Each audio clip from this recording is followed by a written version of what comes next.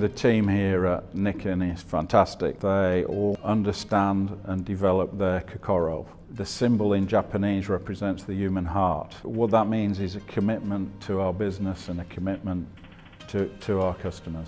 Our team are proud to be here. Everybody that works at NIKKEN, having that passion actually is more important than anything else. Yes, they're all incredibly skilled, but they all have a passion for what they do. And I hope that really does shine through in every interaction that we have in the market. I think we remain connected to the Japanese roots through the work ethic, the innovation side of the business, and our commitment to the customer. As a company, we're very proud of encouraging young people to join us. So I think over the last 8-9 years, we've probably had upwards of 20 apprentices.